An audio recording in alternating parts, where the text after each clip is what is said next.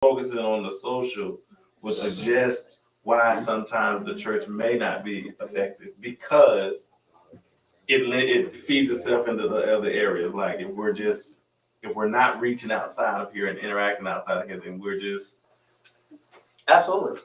I just came from an event where it's pretty much networking for the city, right? I live in Virginia Beach, so though the church is in Chesapeake, I'm able to be a city changer in 2 cities because I am who I am, but I'm also located where I'm located. yes. And just being able to take the natural aspect of that and never negate who God has called you to. Your influence is limitless. But are you willing to show up to the assignment? Are you willing to show up to the opportunities for God to use you? It's easy to come into a sanctuary and say, God, use me, and then we pray for someone here. Are we willing to have a conversation that is just as powerful as a prayer with someone in the community without closing our eyes and laying hands on people with holy oil? That's the direction that I believe that he's calling us into. So faith impact in a city for change. I want to tell you something that we're going to be looking forward to over the next few weeks. Look forward to being a part of developing strategy. You are a city changer, and you have what it takes to develop strategy for a predicted end. Look forward to being a part of that, because it's not as if you're not worthy. It's not as if you're not called. The opportunity is here. Let's embrace it. Over the next few weeks, over the next few months, we're going to, as we did in years past, consistently cast in vision. Now, though I'm going to continuously give the vision as it's given, I don't expect everyone to be able to say the vision as I say it. What I'm looking for is, if I ask you to tell me about the vision, I'm listening for your passion in the vision. So I may be talking about in the vision recently, I may be talking about evangelizing. However, your passion may be for the coffee talk. Tell me what you know about coffee talk and how it fits the vision. So we're going to be talking about what it takes for you to buy into the vision, which means I'm going to want to hear how you want to participate. Because in year 4, we're not going to miss an opportunity to embrace stability that comes with a God-given number. I'm also going to be talking about the kind of transformation that's needed for stability. What do we need to trash? Now check this out.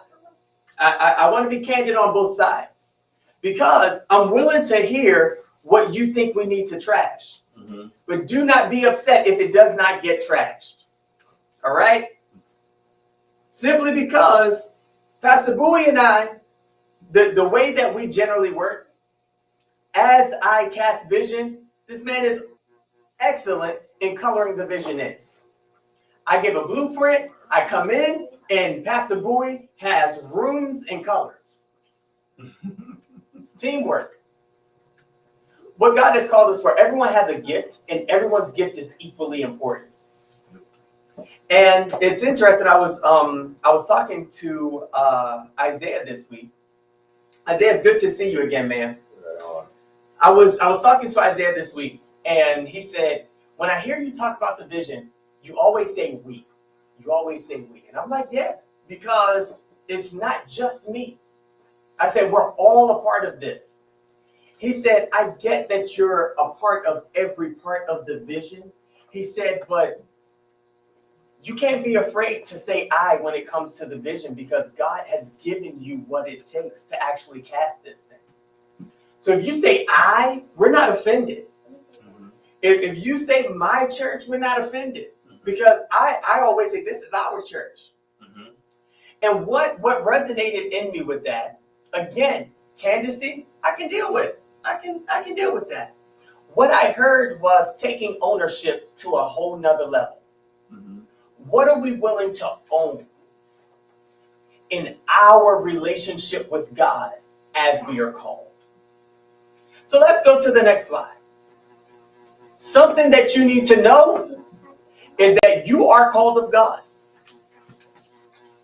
Something that you need to know is that it's going to take a lot of people, including very different people, working together to pull this vision off.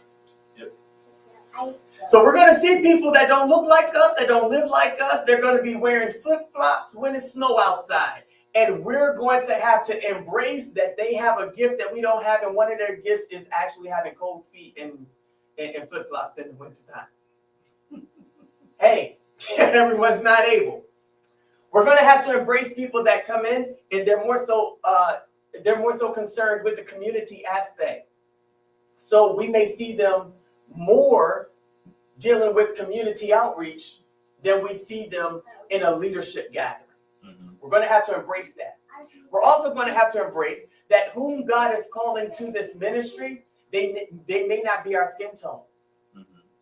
They may not even understand our language right off the bat. But the reason why we have to be open to this is because if we prepare our minds now just to know that there are going to be sheep that are not of this flock, if we prepare our minds now, then we can actually prepare for God to blow our minds. It's not wrong to plan. Just be open to change. Let's go to the next slide. So here we go. We're going to be talking about the feeding of the 5,000 blueprint. Yes. So, Pastor Bowie, I'm going to be jogging, kind of picking your brain for a minute. Okay. Now we have these five stages of this. Now we're familiar with feeding the 5,000. I didn't say hello to our E-family. Is our E-family joining us? Oh yeah. E-family, God bless you. It is so good to see you. Please forgive me. I love you guys. I love you guys, and thank you so much for being a part. As you know, if you have questions, if you have input, please type it in. We have someone at the computer. They will be able to read that off, and we can get you some feedback right away. So feeding of the 5,000 blueprint. The first thing that happened was Jesus saw a great multitude, and he was moved with compassion for them, being that they were like sheep with no shepherd. So, Pastor, you know what I realized? The reason why we need to be a part of a city-changing movement is because there are a lot of people out here with no covering. Right. We have a lot of people that have a religious background and they don't have a church that they belong to. Right. They don't have a faith group that they can go to, and when they're dealing with things and just say, I need prayer. Right. We don't have it. No. I am convinced. I am compelled. I am drawn to a city that understands who God is, yet they don't have a stationary place. They don't have a hub to strengthen them. And we have people who have not been able to embrace the leader, the God leader in them, that need a leader, which means we have to be the hub. So Jesus saw a multitude without a shepherd, and he was drawn to them. You know what that sounds like? It sounds like we need to take evangelism more serious. Yes. Instead of trying to grow a church, how about we focus on getting a church a covering? Because I hear people saying, God bless you.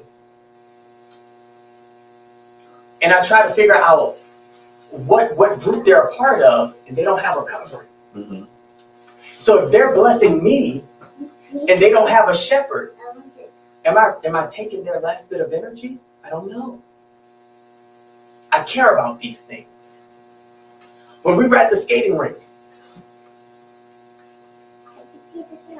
when I tell you, like, Sierra and Ambria, like, they have definitely, every skating trip, every community event, like, they go all out to make sure that someone is seeing the efforts of this ministry. And definitely I applaud you guys for sure.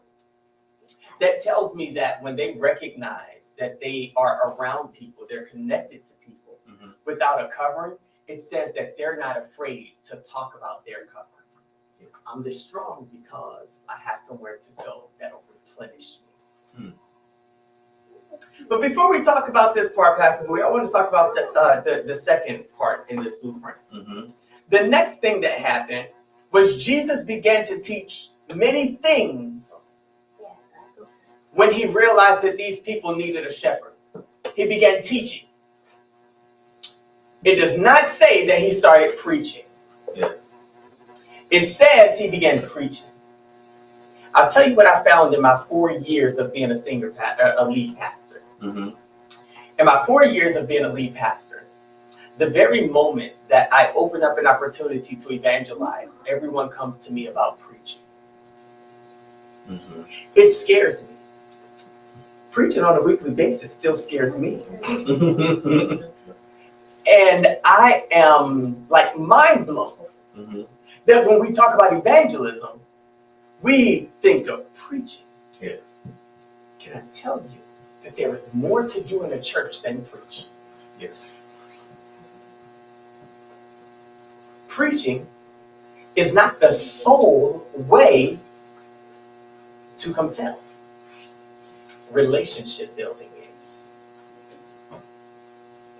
So Jesus started teaching, right?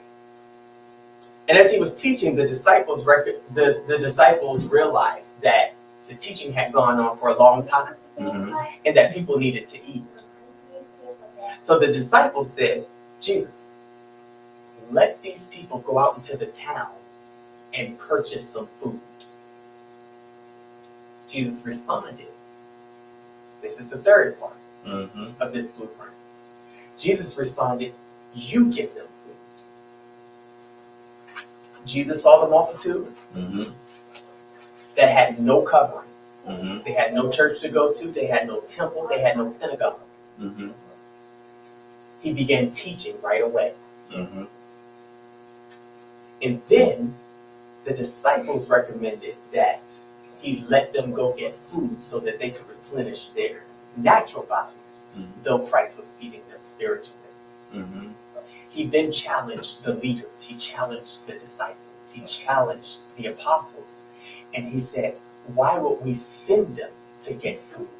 You feed them. And then Jesus posed a question. He said, what do you have that they can eat? At this time, now the 5,000 that this talks about was just 5,000 men.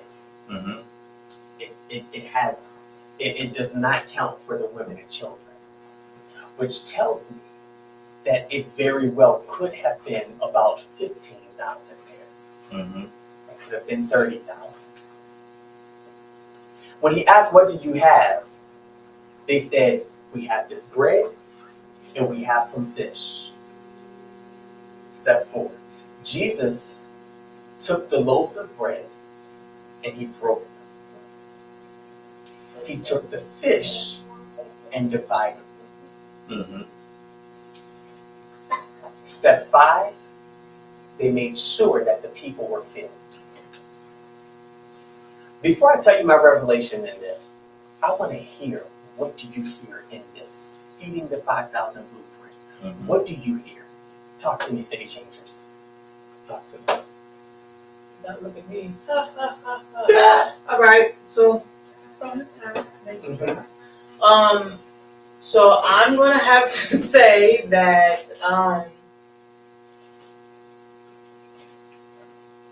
in order for us, being the city changers, to make change in the city, we have to understand that the change comes from us. And so, yes, in order for us to do that, we have to be the people that are making the change. So, using this parable. Come on here. Somebody got a lot of it. And she uses it. Jesus said, we are supposed to feed the people, not send them elsewhere to be fed. So in order for us to feed the people, we have to have something to feed them with, right? So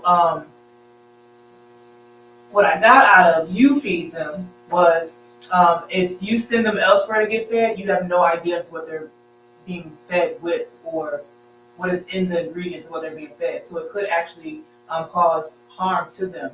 But if you feed them and you know what you have to feed them, then you're aware of what's being put into them. So you must know, you must be the one to feed them. If you want to be fed, if you want them filled with the word of God, it must be you, right? Because you know what you're learning, you know what you believe in, so you give to them. And then I can't really see today. Yeah, being the ones who feed the people, it has to come from us so that we know what they're being fed on. And then multiplying what we have.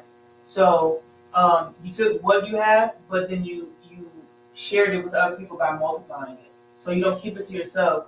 And then I see that it says the 5,000, but as mentioned, that was 5,000 men. So understand that you're not feeding to just a specific group of people. Like it doesn't just go to the Baptists or the Apostolic. Like it's literally, the food can go to anybody as long as they're willing to be fed and receive what's been given to them.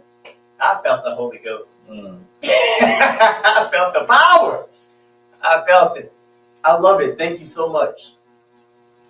Anyone else want to share? One last thing. Yep, come on here. Because I'm not done. The last thing, that people were filled. Don't let nobody leave away. Have a tank. Granted, you want to come back, but fill it up. You know what I'm saying? Crazy thing is, I was watching this TikTok video, right? And on the TikTok video, it was like this guy, he had a pitcher and a water hose, and he was pouring water into the pitcher. And it said that we often stop as soon as we get to the top, but God has no limits on what He's trying to give to us. Hence, breaking the few, giving, multiplying. There's no limit to what He wants to give to us. So why do we just stop right where it's just like, oh, that's enough? No, when you fill something up, it starts to overflow as well. So, yeah. Come on here. Come on here. Absolutely. Come on here, TikTok blessing the saints. I love it. Anyone else? Pastor, what you have for me? So, of course, I didn't want to get in preach mode over here because, I was. And the evangelist just took us home, didn't she? Yeah. So, just the fact when he, I like the point that he said, he told the disciples to give them something to eat, and he asked, what do you have? And it brings in something that Sierra had said in the very beginning when we asked about that first slide, what do you see about strategy for transformation? And I asked, what comes to mind when you think about transformation? What needs to be transformed? And she had pointed out that when she sees transformation, it's a personal thing. It's, what do I need to change in me? And so when he asked them that question, when he said, what do you have?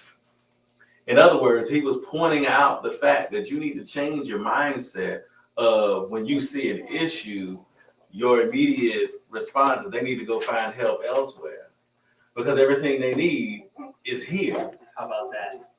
And so what he was getting them to do is to look within to find out that everything that they needed for evangelism, everything that they needed for outreach, everything they needed to do for this particular situation, for these people who had no shepherd, who had no leadership, if you will. Everything they needed was within them. And he was trying to get them to look within. And he said, so what do you have? And it allowed them to understand that there's some accountability and responsibility that comes with this obligation towards Christ. And so if you look within and you don't have nothing to give, then you need to reassess. There's some changes that need to happen in this city. Good stuff. So in essence, it's great how this parable brings out so much. So many times we look at it, we talk about the multitude were fed and everybody, and I think everybody's hungry when they think about it and everything. They think about being fed and eating and everything, but they miss the part of what he literally has said to them. What do you have? What do you have? And so we can ask ourselves that question. When we walk outside of this building and there's the multitude out there, what do we have to feed them? do we have anything to feed them? Or are we telling them to go elsewhere to go get something to eat? I love it. Then Christ took what they had. Mm-hmm. He said, all right, so you told me you have loaves of bread. Okay. Give it to me. And he broke it. In this, my revelation was this. Oftentimes, when it comes to who God has called me to be and fulfilling my call, I oftentimes tell God, here I am. So when I read this question, I had to say, what do I have? God, I have me. I have everything that you taught me. I have everything that you've made me to be. I have your oil. In Christ, again, he took me. He broke me. Brokenness is the most effective. We can call it brokenness. We can call it humbleness. We can call it whatever we want. But being broken is the way to pleasing God so that he can use you to feed others. I realized, Pastor Bowie, that even if we give someone a whole loaf of bread, they still got to take it one bite at a time. Mm-hmm. They can't eat the whole thing altogether. Are you the loaf of bread that Christ is willing to break to feed others? So something else that Alan pointed out in this.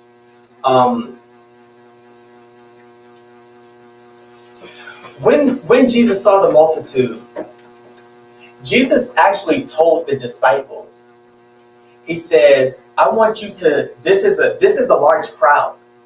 He said, it's too many people here. It's a lot of people here. He told the disciples, put them in small groups of 50 to 100. No more than 100.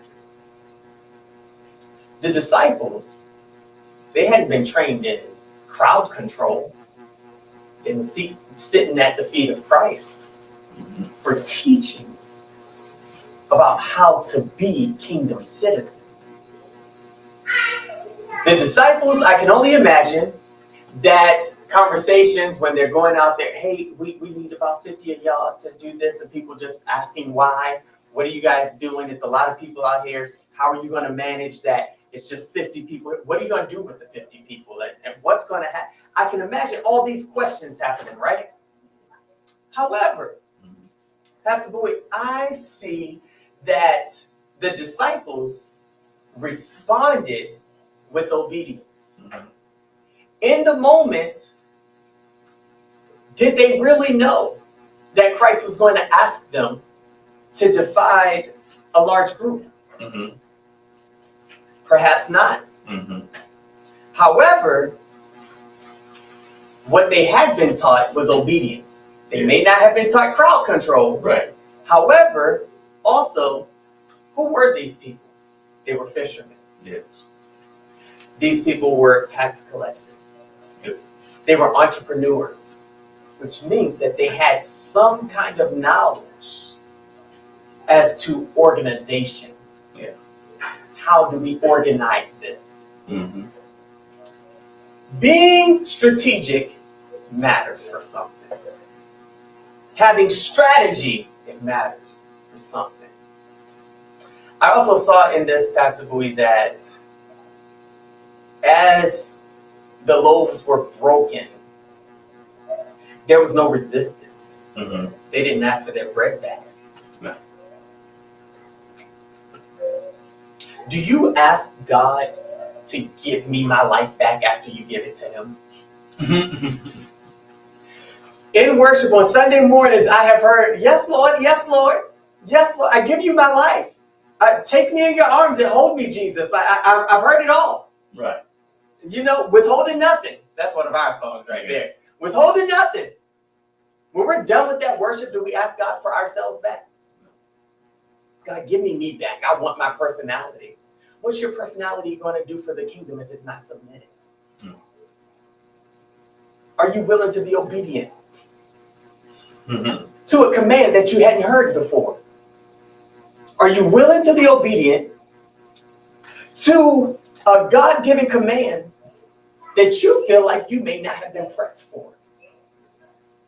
Our mission is that we're exalting Christ, equipping believers, and engaging the world through ministry, which boils down to worship, witnessing, and working.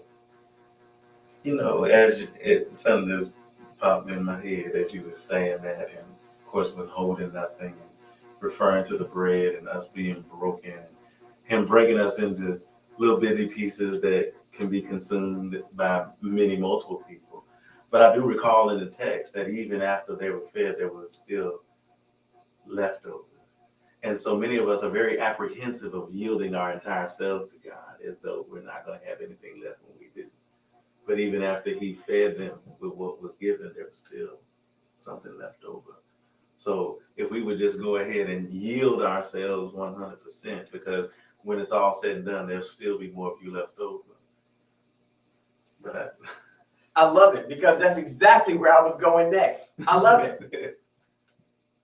If we make sure that our focus is not on what we're getting back, what you get back will be greater than what you could ask for.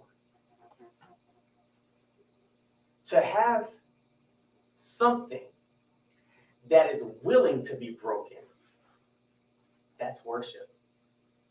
God, prepare my life so that you can use me as you please. We offer that. God breaks it. He feeds people through us, which is why it's important that when you realize that there are people, especially, I honestly believe that some of the easiest people to witness to is not necessarily the church. We don't want to go into other people's house per se and hey, leave that church and come here. There are a lot of people out here that say, I know God, I pray every day, but I don't attend a church. Those are some of the greatest people to have conversation with. I love talking to them the most, to be honest. They're usually the ones with the open mind. And if you build a connection with them, they'll come see about you. In reverse, is that not what God does? Build a connection with him. He always comes to see about you. Now it's 8:12, so I'm not going into the next slide. I am going to say I would love for you this week to define within the basic needs of man, that spiritual, physical, social, and mental. What does it take for you to gain stability in those areas of your life? And then how do those contribute to the stability of the church that you attend? How can you offer that? Because Christ is asking, what do you have, right? Even if you just have a plan that you have not been able to activate yet, it can still be used in the house of God. It can still be used. I'm interested in knowing what blessed you tonight. I'm interested in hearing some feedback. We'll use our last, give me some takeaways, what you've gotten from this tonight. Talk to me, City Changers.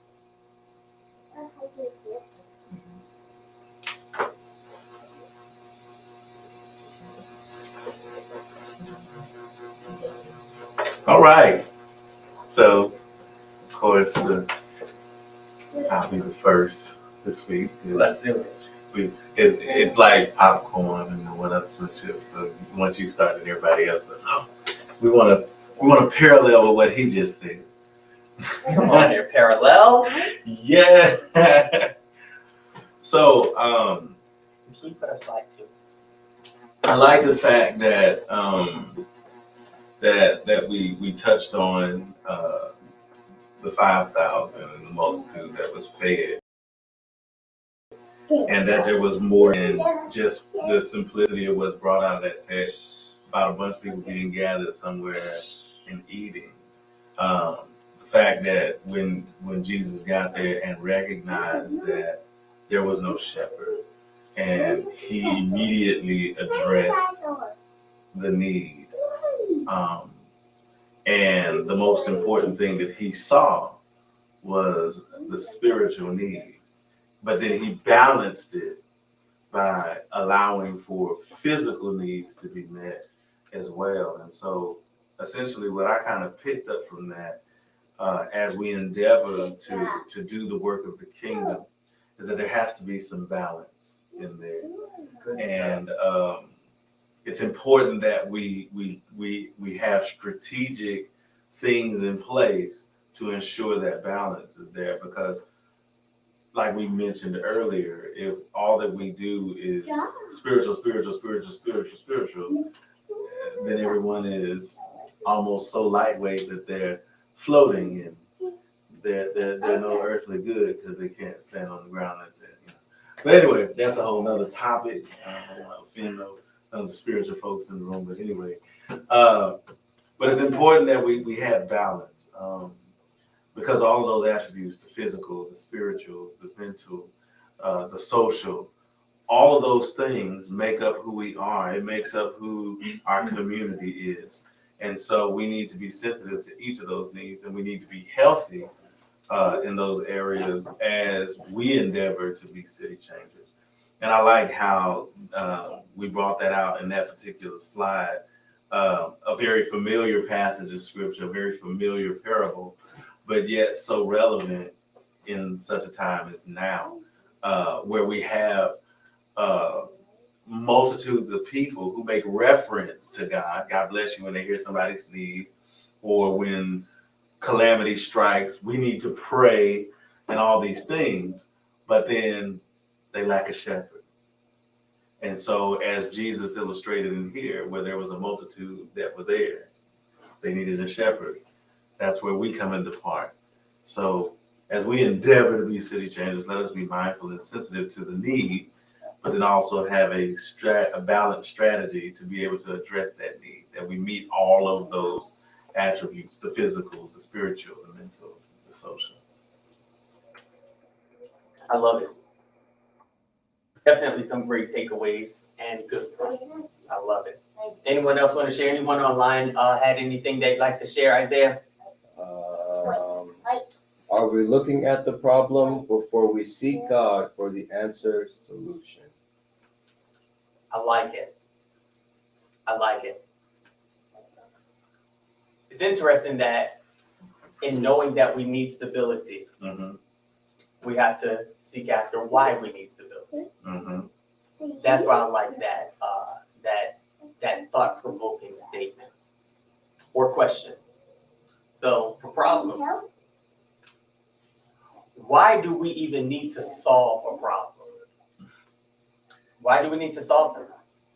What's the point in solving problems?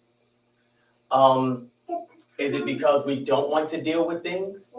Is it because we want life to be easy and peace as the world knows it? Or are we looking to solve problems because it makes way for kingdom entry? I love being a problem solver. I like being solution oriented. Most of the time when people bring me problems, very often, I usually ask, how do you think we should deal with this? Granted, being who I am, I can come up with a solution.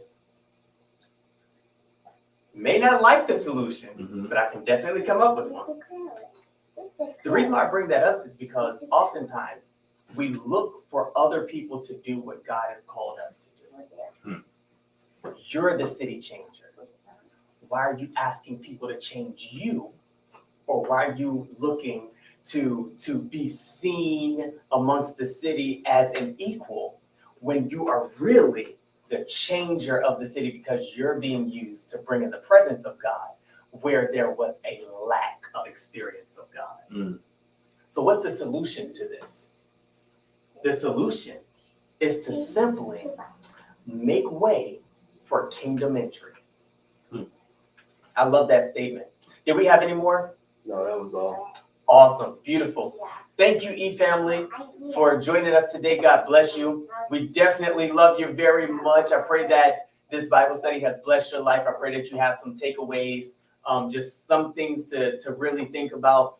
I also challenge you to make sure that you too would take on that assignment and the 4 basic needs of man, see what it takes for you to gain stability in those areas of your life. And then, being that you are a part of this family, if you would like, send us an email, or next week we'll recap and tell us how those things that you came up with in your personal life can help us as a church, because we're kingdom strong together. God bless you.